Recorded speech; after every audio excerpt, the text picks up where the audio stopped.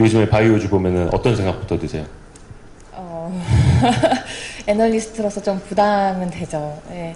이게 산정하기도 굉장히 어렵고 점점 더 R&D 민감도가 높아지기 때문에 여기에 대해서 제가 섣불리 의견을 드렸다가는 조금 투자 판단에 큰 영향을 미칠 수 있기 때문에 저로서는 좀 부담스럽긴 합니다. 하지만 좀 즐겁게 일을 하고 있고요. 네. 예. 사실 그 신약 개발하는 회사들 다 다르고 그 회사들이 하는 물질들 다 다르고 기전들 다 다르고 임상 뭐 상황 다 다르기 때문에 정말 티끌만한 거 하나만 변해도 주가가 어떻게 될지 모르는 거잖아요. 일단 어떤 투자 아이디어라도 좀 많이 배워가시길 바랄게요. 허혜민 연구원께 마이크를 전해드릴게요.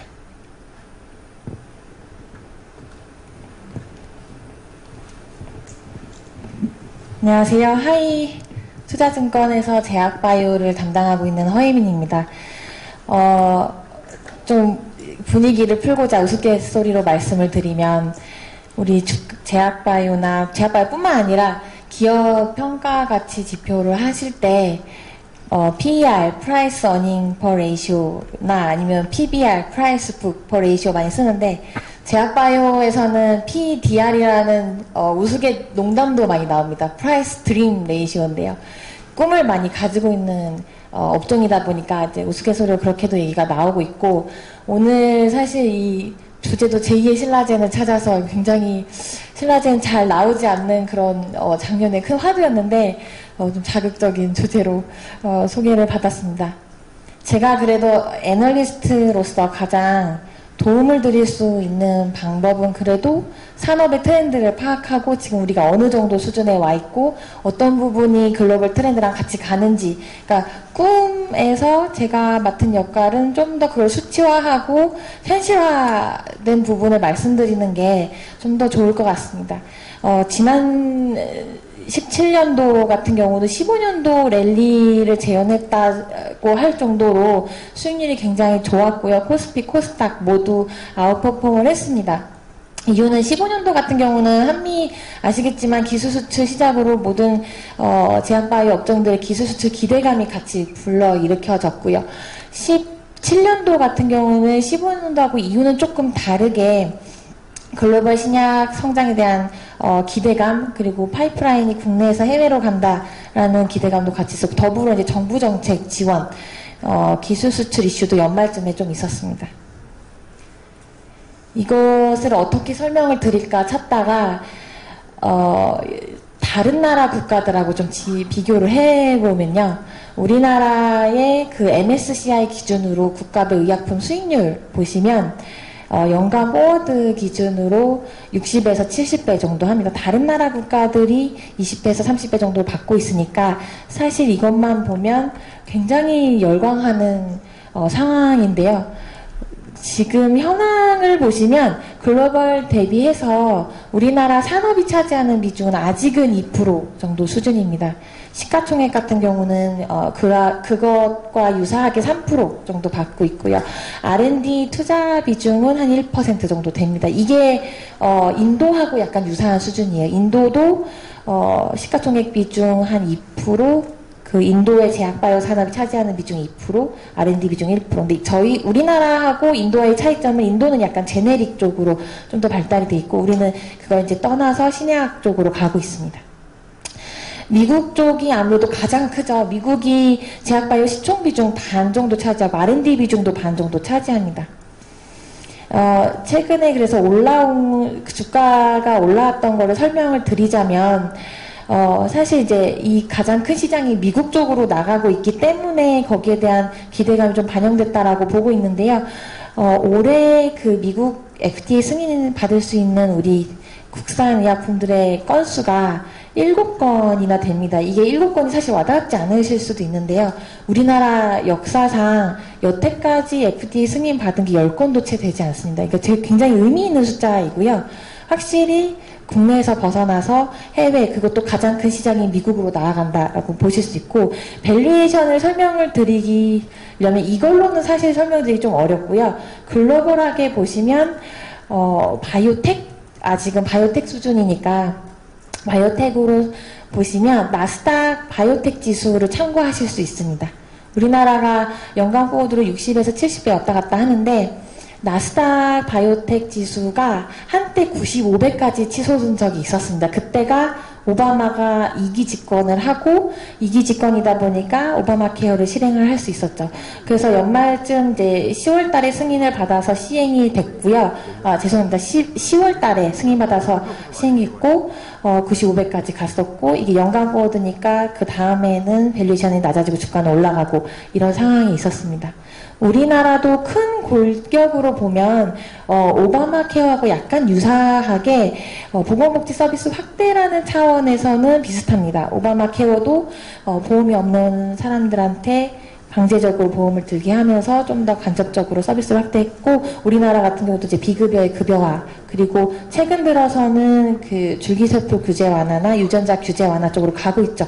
이전하고는 다르게 사실 2012년도에 대규모 약가이나 있었고 쌍벌제, 뭐 리베이트 투아웃제 이렇게 계속 제약바이오 산업이 규제만 받다가 이게 이제 최근 들어서 생긴 변화입니다. 시밀러 같은 경우는 사실 이제는 많이들 알고 계십니다. 그래서 시밀러 산업이 성장하는 것들은 다들 동의를 하시는 바이고 유럽 시밀러 시장 같은 경우는 지금 이제 성장기에 들어섰죠. 근데 미국 같은 경우는 유럽보다는 개화가 한 10년 정도 늦었습니다. 첫 승인도 15년 3월 정도 받았기 때문에 아직 성장기 들어갔다고 저는 보고 있진 않고 도입하고 성장기 들어가는 그 중간에 와 있다라고 보고 있습니다. 하지만 미국 쪽이 개화가 된다면 여파는 유럽보다 훨씬 클 수 있습니다. 지금 보시면 글로벌 시장에서 바이오약품 에서 유럽이 차지하는 비중이 25%인데 바이오 시밀러는 지금 유럽 87%를 차지하고 있거든요. 그러니까 사실 시장은 미국이 더 크기 때문에 여파는 훨씬 클 수 있고요. 셀트리온의 그 밸류에이션 제가 지금 목표가가 22만원 정도 와 있어서 밸류에이션을 떠나서 지금 글로벌하게 셀트리온이나 우리나라 삼성바이오로직스 에피스가 어떤 위치에 있느냐라고 보시면 이 제품에 있는 것들이 주요 탑 10 바이오 신약들이고요.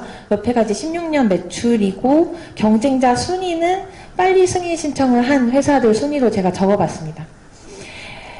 삼성바이오 에피스랑 셀트리온이 대부분 5위 안에 차지해 거의 선두권입니다. 휴미라 같은 경우 삼성 2위 빠르게 가고 있고요. 리툭산 셀트리온 1위고요.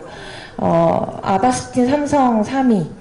그다음에 허세틴, 삼성 셀트리온 2, 3이라고 적혀있지만 마일란이 한번 생산 관련한 허가 자진 처리를 유럽에서 했었기 때문에 거의 뭐 상위권에 들어가 있다고 보시면 되고 레미케이드는 아시다시피 셀트리온 1위, 삼성 2위, 엠브렐은 삼성 2위, 란투스 같은 경우도 삼성 2위 이런 식으로 그러니까 글로벌하게 굉장히 잘하고 있는 건 맞습니다. 밸류에이션을 떠나서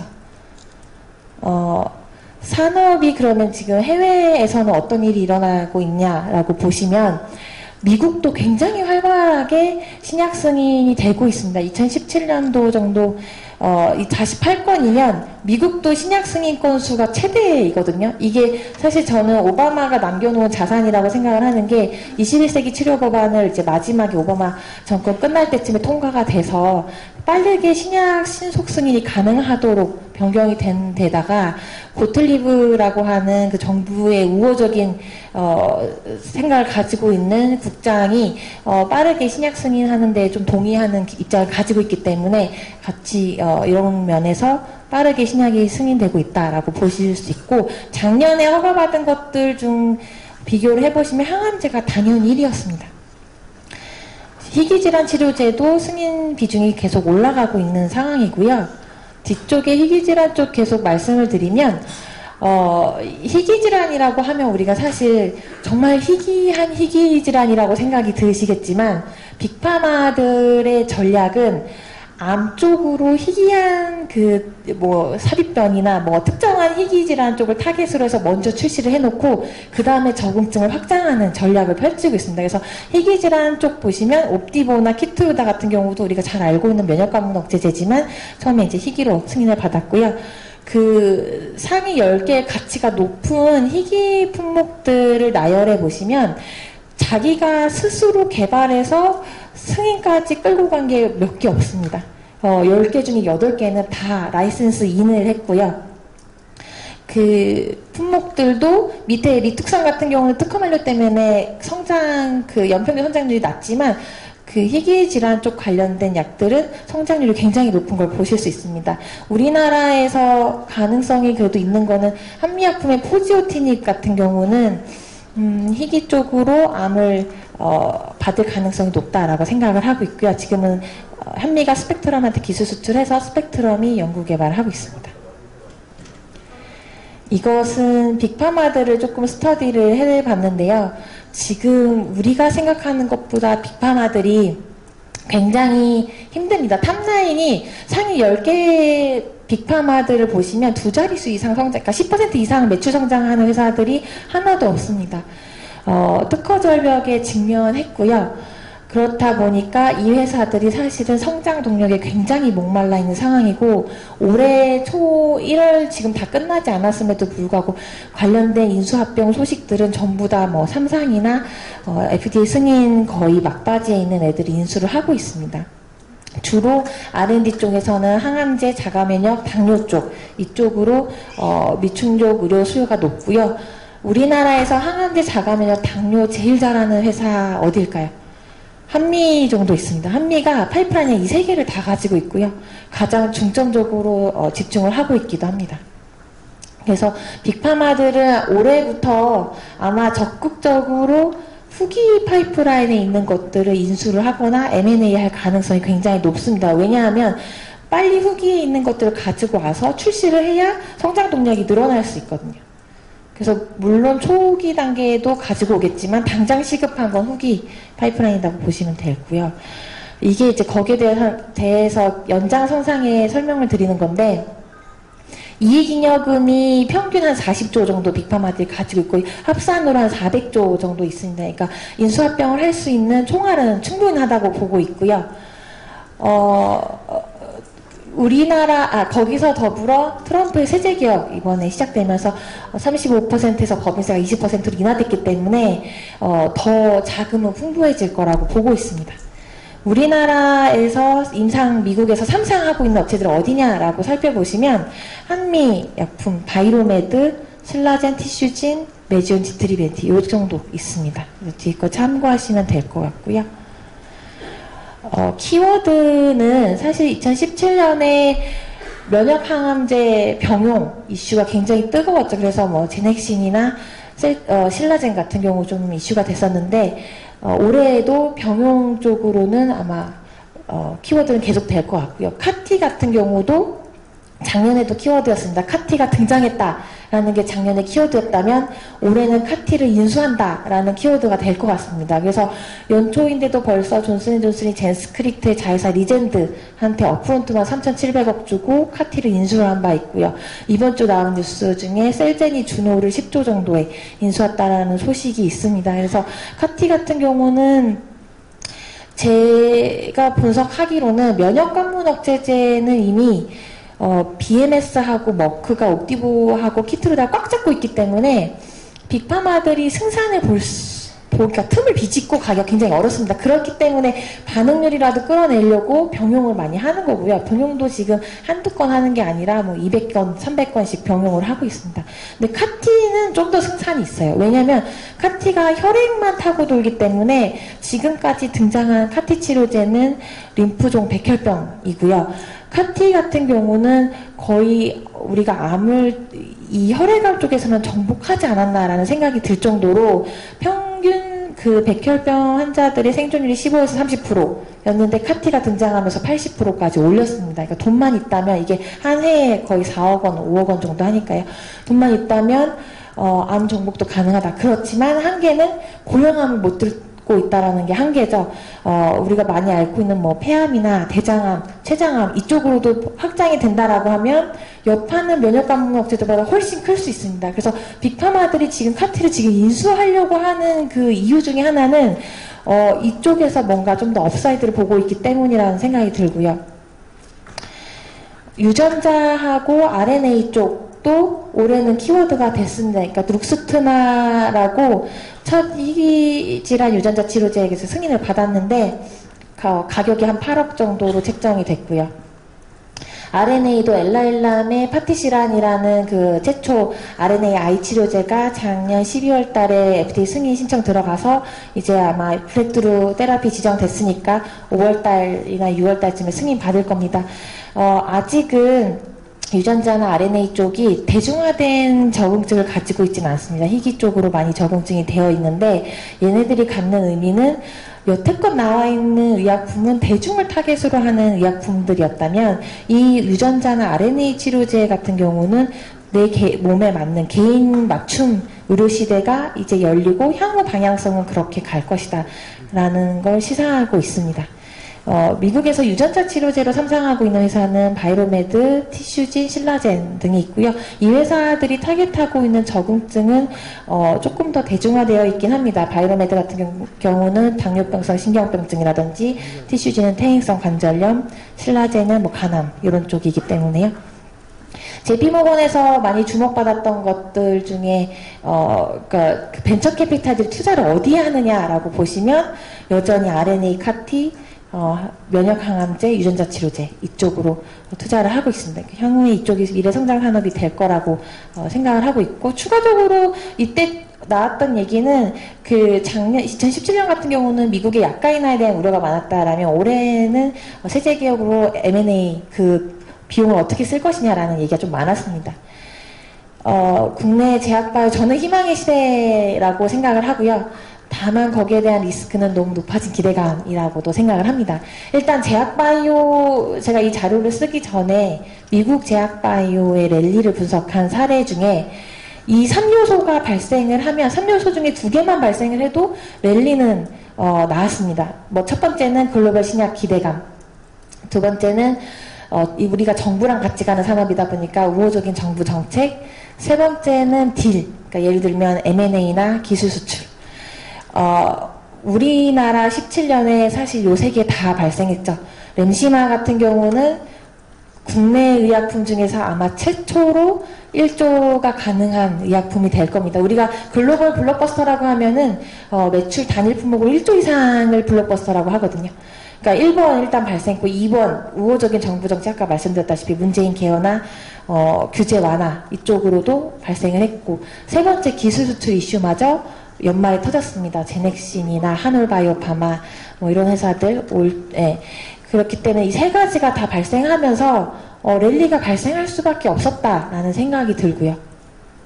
그래서 저는 좀 부담스러운 밸류에이션임에도 그럼에도 불구하고 제가 제약바이오를 오버웨이트를 말씀드리는 이유는 확실히 아까 말씀드렸던 것처럼 R&D 펀더멘탈이 국내에서 글로벌로 가고 있다. 올해 18년도에 승인받는 건수가 7건 정도 되기 때문에 그런 의미에서 뭔가 펀더멘탈은 변화는 확실히 되고 있다.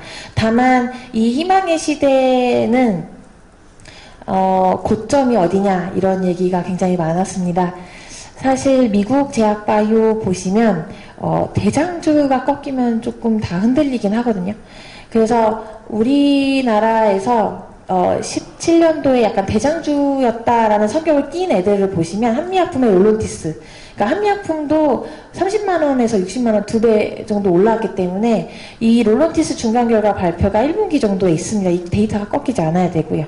셀트리온이 미국 시장 침투 속도가 좀 궤도에 올라와야 됩니다. 제가 생각에는 10% 초중반 정도까지는 올라와야 되고, 참고로 이거 어제 존슨앤존슨 컨퍼런스 콜이 있었습니다. 존슨앤존슨이 판매하고 있는 레미케이드는 셀트리온이 파는 그 렘시마의 오리지널인데요. 존슨앤존슨이 2017년도까지는 우리는 시밀러 영향 그렇게 크지 않을 것 같다라는 얘기를 계속 하다가 어제는 약간 톤이 다운됐습니다. 17년보다는 18년에 더 시밀러의 영향이 좀 있을 것 같다라는 컨콜이 있었고요. 참고하시면 되고, 그 다음에 세 번째는 신라젠 무용성 평가 발표나 트랜스진이 이제 유럽에서 임상하고 있는데 일상 결과가 하반기쯤 나올 것 같습니다. 그래서 드디어 우리가 이제 신라젠에 대해서 뭔가 데이터를 볼 수 있는 상황이 아마 하반기 정도에 있을 것 같습니다. 이 업종 지수는 주로 이제 과거 이 10년간 코스피 의약품 지수를 나열한 건데, 과거에는 정부의 규제가 워낙 많았기 때문에 정부 정책에 따라서 주가가 출렁거렸지만, 지금은 이제 R&D 쪽으로 인해서 많이 민감도가 높아진 상황입니다. 이벤트가 굉장히 중요하죠. 저는 이거 이벤트 놓치면 주가 대응이 좀 어렵습니다. 1분기하고 중순에 좀 이벤트가 많은데요. 1분기 때 그 주도주라고 할 수 있는 셀트리온의 허주마 유럽 승인, 말씀드렸던 한미약품의 롤론티스 데이터 발표, 그리고 중순에는 또 FDA 승인들이 많습니다. 녹십자나 대웅제약의 나부타 승인 이슈, 그다음에 셀트리온의 트룩시마 허주마, 이런 것도 중순에 껴있는데, 저희가 이런 개별적인 이슈도 굉장히 중요하지만 또 하나로 최근에 작용하는 게 학회 이슈입니다. 학회도 중요한 학회들이 1월 연초하고 6월 달쯤에 몰려있죠. 그래서 이미 이제 JP모건은 지나갔으니까 6월 달에 남아있는 게 이제 세계 최대의 암학회. 이때 아마 유한양행의 25448, 그 오스코텍한테서 가져온 폐암 치료제 결과가 또 나올 것 같은데, 그거 좀 주의 깊게 보셔야 될 것 같고, US 바이오라고 해서 이것도 이제 빅파마들의 쇼핑장이라고 부를 수 있거든요. 그래서 요때도 작년 같은 경우는 이때 이제 임리직, 그 암젠의 임리직의 데이터를 발표하면서 그 신라젠이 본격적으로 올라가기 시작했습니다. 그래서 요 두 가지 학회도 연초하고 중순에 있기 때문에 학회하고 기업들의 개별 이슈들 잘 살펴보셔야 될 것 같고요. 이건 이제 코스피 의약품 지수 수익률을 5년 정도 나열해서 보시면 보통 이 학회랑 같이 겹칩니다. 나스닥도 마찬가지인데 1월 초에 5번 중에 4번, 그 다음에 중순 5월달, 6월달 중에도 5번 중에 4번 정도는 수익률이 좋았습니다. 그래서 제약바이오 같은 경우는 이런 그 임상 결과나 정부 정책들 좀 주의 깊게 보시면 좋을 것 같습니다. 네, 질문 혹시 있으시면 질문 받겠습니다. 제약바이오 관련된 질문 혹시 있으세요? 예, 마이크 갖다 드릴게요. 다른 분? 네, 저기 TC진이요. 미국에서 임상 3상을 지금 진행하고 있잖아요. 근데 그게 이제 그 허리 쪽에 디스크가 29개 경추랑 다 합해서, 근데 그게 관절뿐이 아니고 그쪽을 지금 향해서 하고 있다고 하는데, 그쪽에 대해서 혹시 알고 계신 거가 있으신지? 퇴행성 관절염 치료제로의 3상, 제가 알기로는 임상 디자인은 퇴행성 관절염 치료제로 하고 있는 걸로 알고 있습니다. 네, 결과 발표는 아마 올해는 확인하시기 어려울 것 같고요. 혹시 다른 질문도 있으실까요? 제가 아까 넘기면서 잠깐 말씀 안 드렸던 것 중에 바이로메드를 말씀을 안 드렸었는데, 그 카티 인수 관련해서는 지금 미국 나스닥 상장된 회사들 중에 카티를 주로 하는 업체 주노랑 블루버드 바이오, 셀렉티스, 벨리쿰 이렇게 4개 정도가 있고요. 그러니까 주노가 한번 인수됐기 때문에 블루버드도 가능성이 있습니다. 근데 제가 블루버드 바이오를 왜 언급하냐면, 바이로메드가 2015년도에 블루버드 바이오한테 카티 플랫폼을 550억 정도 총 마일스톤 규모로 기술 수출을 한 바가 있습니다. 그래서 그런 인수 관련된 소식이 있을 때마다, 카티 인수 관련된 소식이 있을 때 움직이는 애들이 바이로메드나 녹십자 셀, 녹십자 랩셀, 앱클론 이런 회사들이 카티를 국내에서 하고 있거든요. 그래서 좀 주의 깊게 보시면 좋을 것 같습니다. 바이오주에 다들 이제 관심들은 굉장히 많으신데 기술적인 설명으로 들어가면 너무 어렵죠. 그래서 정말 100%다 이해하고 투자한다는 게 사실 뭐 기관 투자자들에게도 상당히 좀 어려운 일이라, 그래서 더 질문이 없으실 걸까요? 네. 하이투자증권의 허혜민 연구원이었습니다. 큰 박수 부탁드립니다.